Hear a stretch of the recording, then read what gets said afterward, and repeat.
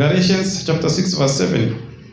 Msidanganyike, Mungu hadhihakiwi, kwa kuwa chochote apandacho mtu ndicho atakachovuna. Maana yeye apandaye kwa mwili wake, katika mwili wake atavuna uharibifu, bali yeye apandaye kwa Roho, katika Roho atavuna uzima wa milele. Biblia inasema ya kwamba be not deceived, God is not mocked. Biblia inasema ya kwamba ili tuweze kuishi ni lazima kuwe na jambo lolote ambalo tunafanya linakuwa kama mbegu. Na mnajua kuna aina fulani za mbegu ambazo hukaa muda mrefu bila kukua. Kuna aina fulani za mbegu huwa zinachukua muda mfupi sana kukua na zianze kutumiwa. Kuna aina fulani za mbegu ambayo ukipanda inaweza maliza miaka 10 ama miaka 5 bila kuanza kuzaa matunda. Kwa hivyo chochote chenye huwa unafanya duniani, kuongea kwenye huwa unaongea, huwa kunafanyika mbele ya Mwenyezi Mungu kama mbegu. Kwa hivyo ukianza kuambia watu ni wazuri, inakuwa ni mbegu ndani yako, inaanza kuzaa mazao. Ukianza kuchukia watu, unawachukia mpaka inakuwa mbegu inaota. Inafika pahali ukiangalia tu watu hivi wanaenda wanakosana, kwa sababu imekuwa mbegu ndani yako. Siku ya leo ukipata mambo ya mwili, ukipata starehe za mwili, yale mambo tu yanapendeza mwili uyakubali. Ukiwa mwanarika, unachukua kompyuta, unachukua laptop, unachukua simu, unapanda tu mambo ya mwili. Nisikize vizuri, usijali, hiyo ni mwili. Hicho ni kitu, hizo picha ambazo unaangalia, hayo mambo ambayo unafanya ukiwa kwa siri, usijali hata kidogo, ni mbegu. Kuna siku itafika, hiyo mbegu idhihirike wazi kwako. Kuna vitu ambazo labda wazazi wako walipata, wakaenda tu hivi kuchukuza ushauri kwa mganga. Nisikize vizuri. Wakaenda tu hivi kutafuta ushauri kwa wale watu ambao wanaombea watu wakitumia familia spirit, maroho ya kufanana. Na unajua huwa naona sana, ukiingia pale kwa mlango anakuambia ulipika nini jana. Kwa hivyo chochote ambacho unapanda ni lazima kiwe mbegu. Ni lazima chochote ambacho unatenda. Haleluya. Bwana asifiwe. Mbegu zenye tunapanda kwa Mungu zikiwa sadaka, ni namna gani zinakuwa? Mbegu za sadaka zinakuwa zinaota namna gani? Na kuwa zenye mazao mengi. Hivyo ndivyo nataka tuangalie siku ya leo. Bwana asifiwe. Kwa hivyo nataka turudi kwa yule mama yule Serephath mwenye alikuwa ni mjane, tuangalie ni vipi mbegu ya sadaka inavyokuwa, ili usikuwe unatoa sadaka na haikusaidii. Kwa sababu watu wengi tunatoa sadaka lakini hazitusaidii katika maisha. Kwa hivyo siku ya leo tuna manufaa kubwa sana, tuna bahati kubwa sana, tunaangalia ni vipi mbegu inaweza kuwa. Katika kitabu cha First Kings 17 verse 10, haraka First Kings. First Kings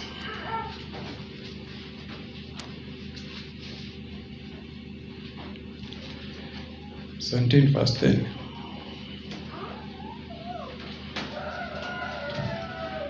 Biblia inasema ya kwamba, nataka tuangalie neno hili kwa undani sana, ili tuone vile Mwenyezi Mungu atatubariki siku ya leo. Biblia inasema kuanzia mstari wa 10, First Kings 17 verse 10.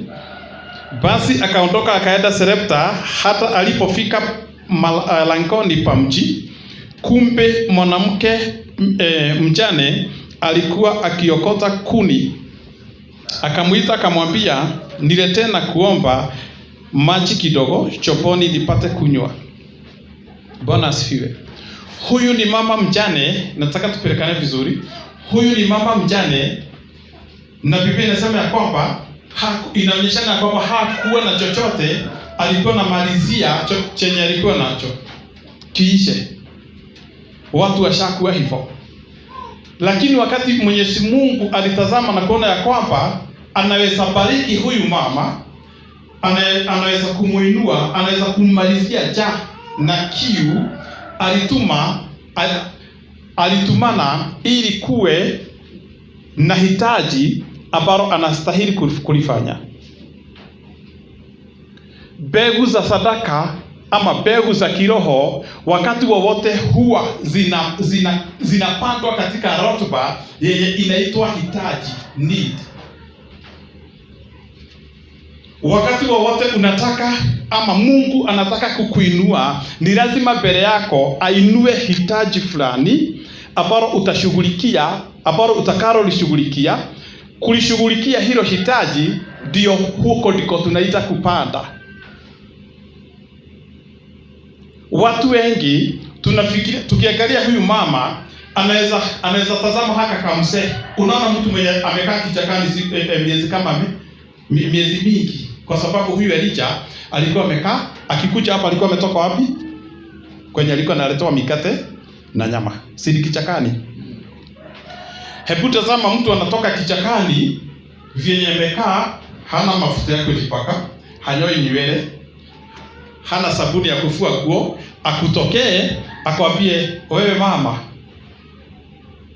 na kuomba uende uniletee maji na unipikie chakula kwanza. Ni lazima utakuwa confused.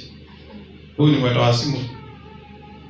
Hatuwezi shirikiana na mtu kama huyu. Hata wengi wetu tungetoroka, ukipie pio. Lakini Biblia inasema ya kwamba ni mtu wa Mungu. Wakati wowote neno la Mwenyezi Mungu linapokuja ili kutaka kumuinua mtu wa Mungu, linakuja kwa njia ambayo huwezi elewa. Unaweza fikiria ni mtu atakuja hapa na zile makuo za wahubiri na zile mamikwacho ziko juu, anene mambo mengi ili ukipata mbegu ati usikie ni kama wewe imepandwa ndani yako. Hapana, ni mtu anakuja kwa sauti nyororo. Unasikia umeambiwa, nataka tununue drum kama hii na usilale, nataka tununue drum, nataka tununue kitu kama kale. Huwezi fikiria ni mbegu ama ni rotuba, ni platform iko ya kupanda. Huwezi fikiria.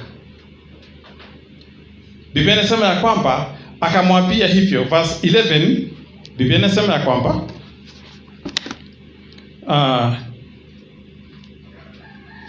alipokuwa akienda kuleta, akamuita akasema, niletee na kuomba kipande cha mkate mkononi mwako. Unaona kuna mambo yanatendeka hapa, nataka tuone jinsi ya kupanda. Huyu mwanamke alipoitishwa maji, maji ni haraka. Unajua maji sio kununua. Maji, simama tu hapo. Unataka vikombe ngapi? 10. Maji ni haraka. Lakini alipoambiwa, simama. Sio maji peke yake, ukuje na mkate. Mkate. Akakuwa ameguzwa. Kupanda inakuwa ni kitu cha kuguza. Kitu ambacho chenye huwa kinapandwa, mbegu huwa inagusa moyo. Utaona ya kwamba hata kubali mara moja, kutakuwa na mabishano, kutakuwa na kufikiria kidogo. Wakati wowote Mwenyezi Mungu anataka kukuinua, huinua hitaji ambalo linakugusa. Mungu anaweza kukuletea mtu mwenye ako na shida, unamwangalia hivyo, ukienda kulala unaanza tu kufikiria, na huyo mtu nilimuona namna gani? Hilo jambo linakusumbua. Labda uko na vitu umeweka kwako ambazo hautumii, labda uko na simu 2 kama hizi, lakini umeona mtu vyenye anasumbuka hana simu. Ukifika kwako unafikiria tu vyenye umemuona hana simu. Kufikiria ni kama maji. Lakini ukiweza kuangalia hizo simu zako, unaangalia hii ni 5,000, hiyo ingine ni ya 10. Nipatie, okay. Unasikia ni hukumu. Wakati wowote Mwenyezi Mungu anataka kukubariki, huleta hitaji mbele zako, na unasikia liko na msukumo, unasikia umelemewa, lakini unasikia kuna uzito fulani. Diposa watu wengi hawajawahi inuliwa. Hata tukiomba, hata tukileta sadaka siku ya leo, niwaambie mlete, bila kusoma haya hamtabarikiwa. Ni vizuri tusome. Maji ni haraka. Ni watu wangapi tukisema siku kama hii ya sadaka, tukuje mapema, tulete vitu za kuuza. Ni makorofia, wacha nichukue hata kama ni gunia. Tunakuja tunakaa hapa masaa matatu, tunapata 200. Ni sadaka, ni 50. Eda pale utafuta change 50 tutoe. Hiyo ni mambo rahisi. Lakini peku inakuwa na uchungu. Peku iko na uchungu. Sikizeni huyu mama. Verse 11. Alipokuwa akiendea maji, akienda kuleta, kamuita akasema, niletee na kuomba kipande cha mkate mkononi mwako. Verse 12.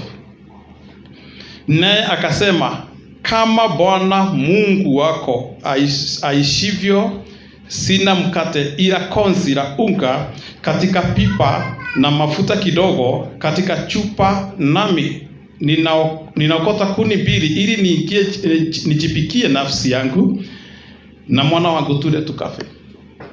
Sikizeni vile mambo sasa yamebadilika.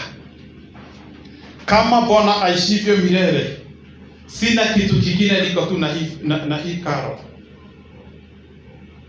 Yaani Mungu anataka kukuinua. Mungu anataka kukuondolea hali ya kuwa unasumbuka kutafuta karo. Kwa hiyo anakujia hiyo karo yako, anakujia hiyo biro yako yote na unaitishwa kesho, anakujia hiyo installment ulikuwa unataka kupeleka pahali ulipe. Sikiza. Unaanza kusema ya kwamba kama vyenye Mungu aishivyo milele, anajua tu. Mungu ana understand. Hii pesa ni ya karo na mwanafunzi anarudi Monday. Mbegu kupanda ni kitu ambacho huwa kinatokana na hekima ya Mwenyezi Mungu. Haleluya. Verse 12 inasema ya kwamba anaapa ya kwamba hana zingine. Ni wakati mwingi Mungu akitaka kukubariki, watu wanaapa. Kama sasa vile tuliambiwa tuko na siku ya ibada ya sadaka. Kuna mambo tunastahili tujue. Huyu mama, Biblia inasema ya kwamba alikuwa tu ana kitu ambacho anaweza kukiangalia chote, anaona hakitatosha. Sadaka wakati Mwenyezi Mungu anataka umtolee, kunakuwa hakuna kitu kingine. Unajaribu kufikiria hizi 10,000, hizi 5,000 nilitumiwa tu na mtu, na nilikuwa nimepanga ni za jambo fulani.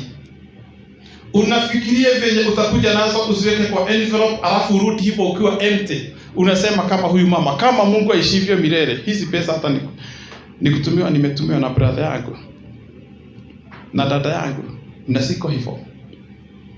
Bwana asifiwe. Lakini wacheni niwaonyeshe kitu. Mbegu ikiwa peke yake haina mbegu, kuna mambo mawili ambayo inakuwa na mbegu. Mbegu ikiwa peke yake haina uwezo wa kuzaa. Haleluya. Lakini mbegu ndani yake ina nguvu ya kuzaa. Haleluya.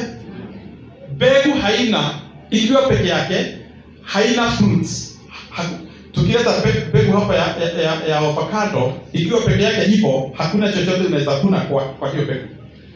Lakini hiyo mbegu ikiwa imesimama hivyo, inakuwa na nguvu ndani yake, imehifadhiwa huko, nguvu ya kuzaa. Wakati mtu anakosa kupanda mbegu, anakaa nayo ikiwa fruitless. Anakaa na hiyo mbegu ikiwa haina mazao. Wakati mbegu inakuondokea iende ikufe ili iweze kuzaa nyingi. Hiyo ni kanuni ya kingdom. Hiyo ni kanuni ya ufalme. Hiyo ni kanuni ya ufalme, upende usipende. Mungu anaweza taka kukuondolea stress katika maisha, Sikizeni wapendwa, unaweza kuwa na pesa nyingi lakini uko na stress ambazo hujawahi ona. Unaweza kuwa na mali nyingi lakini uko na stress kuliko wale watu ambao hawana mali, kwa sababu mali yako yote ni mbegu, lakini ni mbegu ambayo haizai. Your money is valueless until it becomes a seed.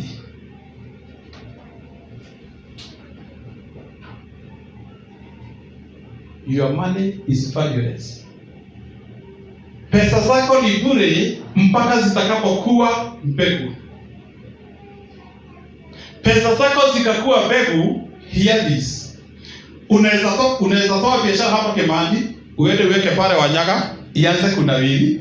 Unaweza toa Wanyaga, uende uweke Kiarotara, ianze kunawiri, kwa sababu pesa zako bila kufanyika mbegu ni valueless.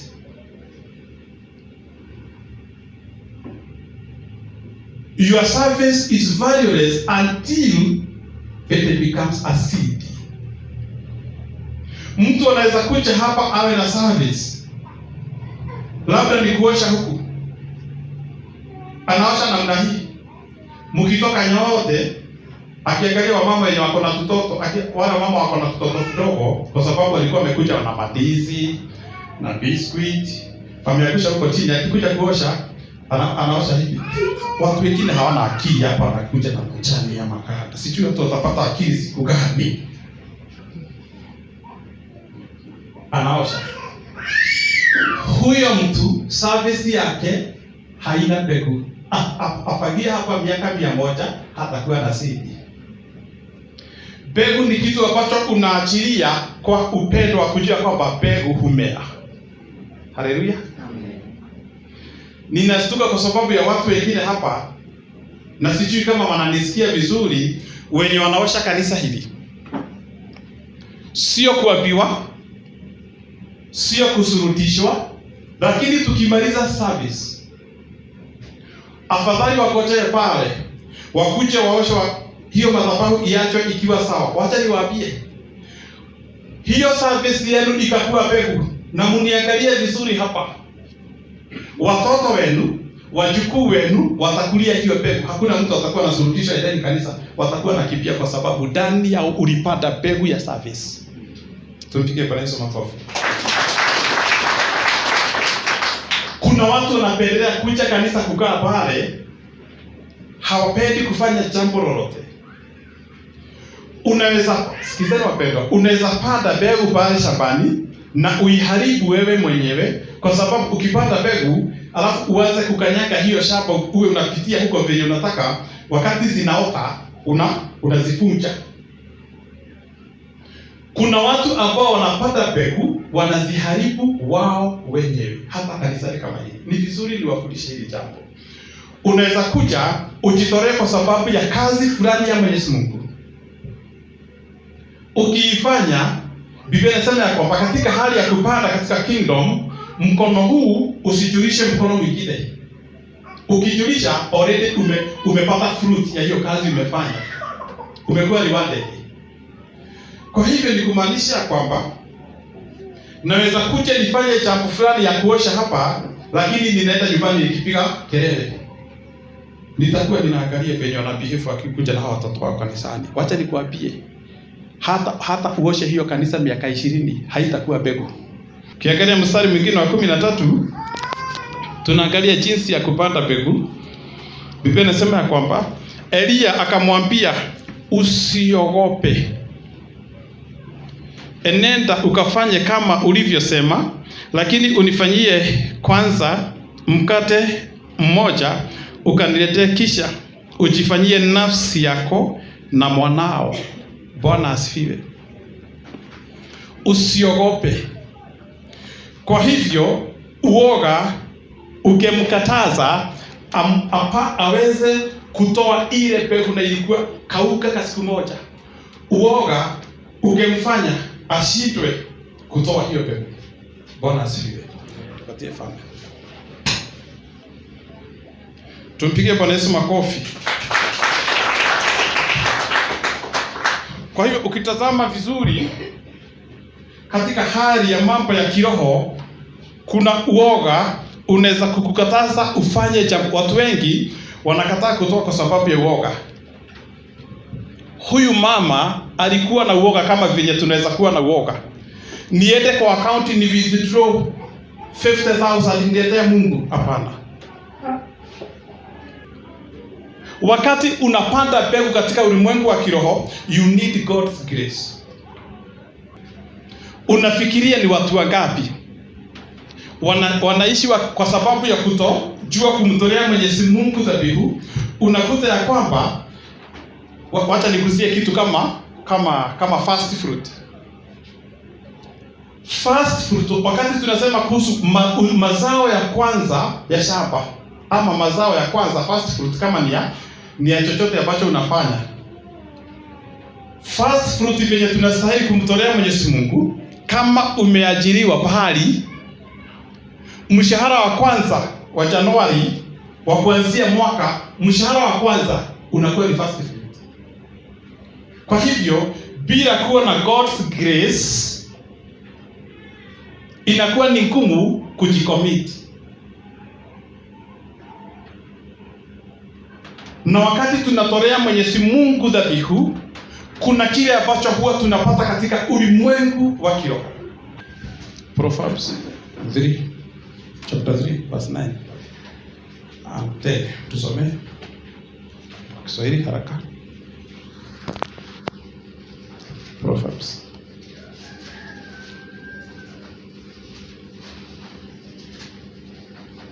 Tusome. Yeah. Chapter 3 verse 9. Mheshimu Bwana kwa mali yako. Mheshimu Bwana kwa mali yako. Na kwa maribuko ya mazao yako yote. Na kwa maribuko ya mazao yako yote. Ndipo gara zako zitakapojazwa kwa wiki. Ndipo gara zako zitakapojazwa kwa wiki. Na mashinikizo yako yatafurika divai mpya. Sikizeni, tusome kwa Kiingereza. Atia huyu.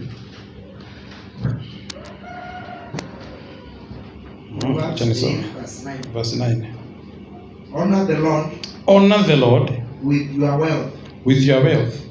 With the first fruit. With the first fruit. Honor the Lord.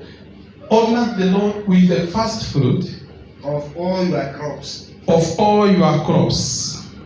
Then your barns will be filled to overflowing.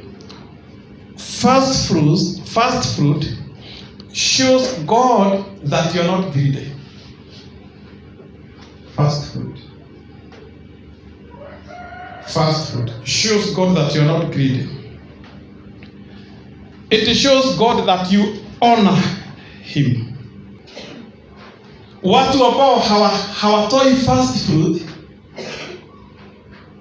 they set up their family to danger.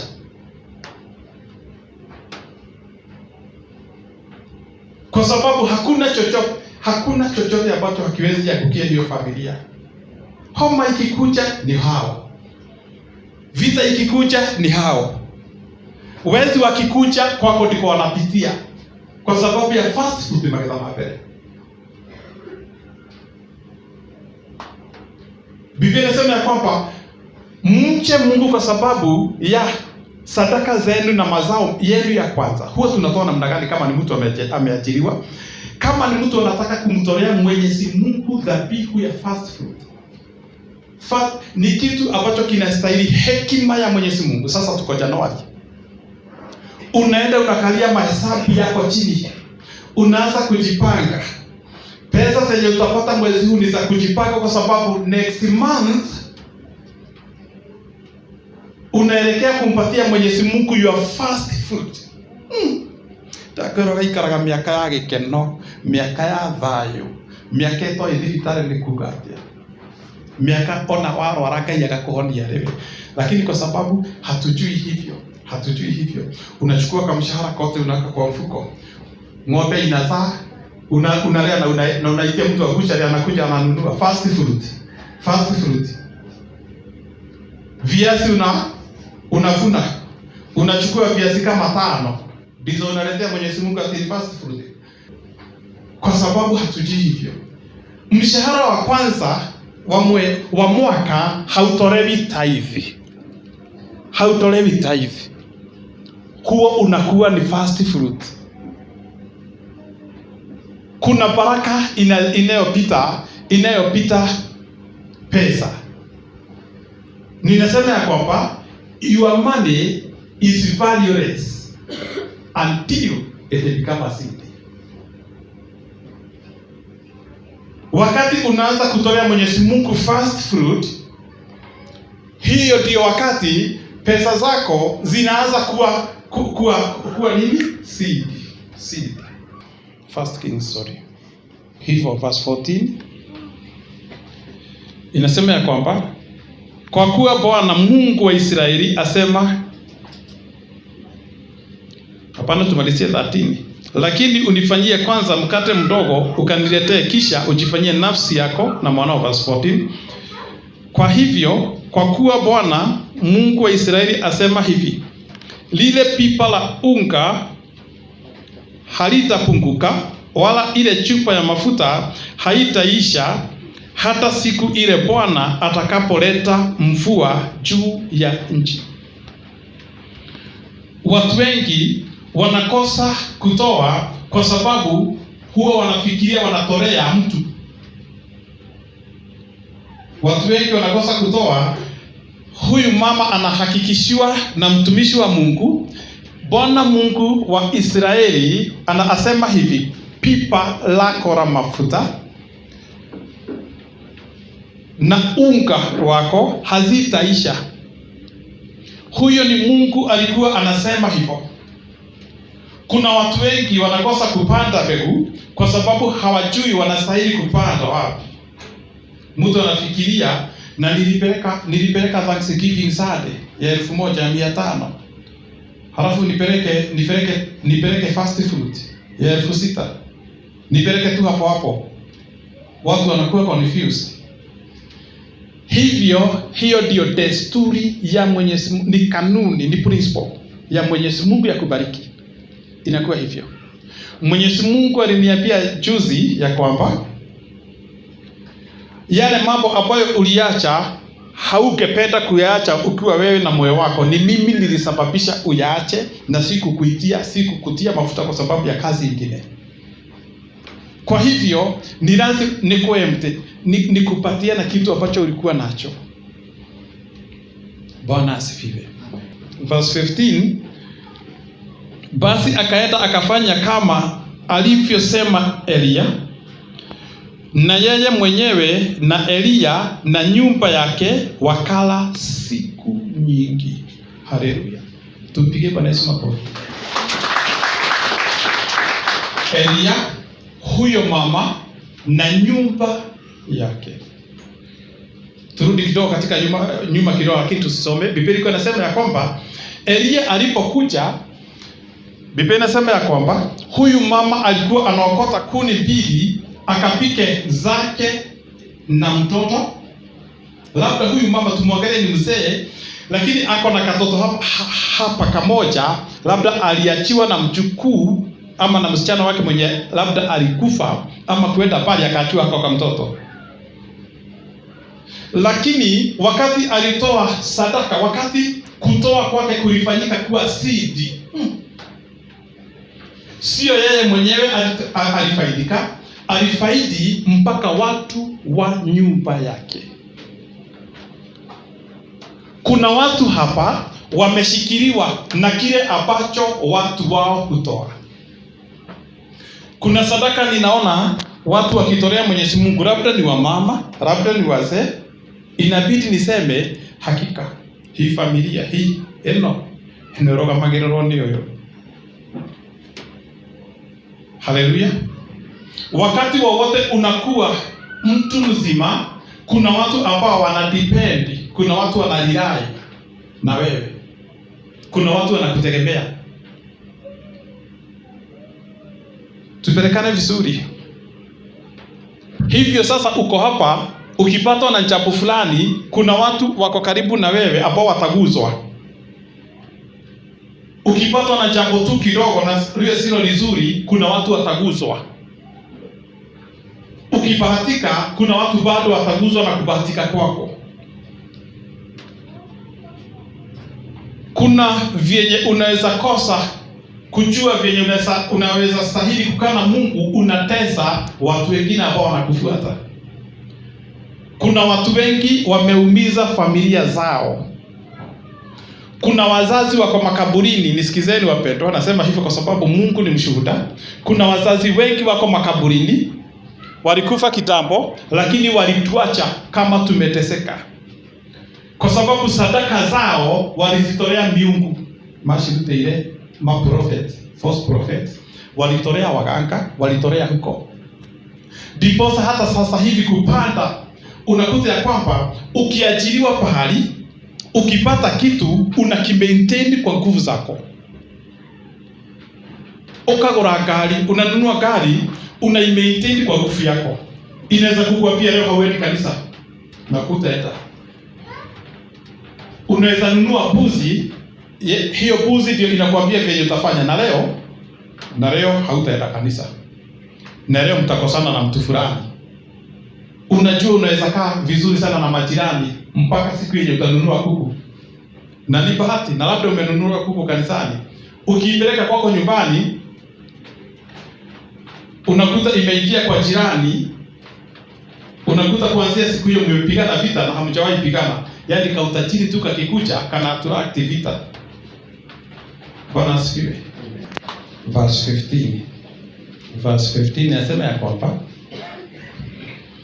watu wake, Elia na nyumba yake. Kuna sadaka unaweza toa hivi, iguze familia. Huyu mama alipobahatika, kuna watu walikuwa wanategemea huyu mama. Naona kuna kijana wake alikuwa ameoa ako pale.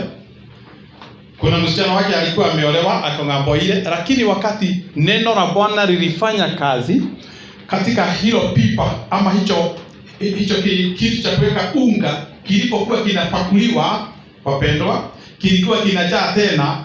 Msichana wake anamuita, kujeni mchukue unga hapa. Wakiondoa ingine inajaa. Kutoa, nataka msikize hivi. Kuna deliverance haitataka kukuja hapa. Kuna deliverance inataka your sacrifice peke yake.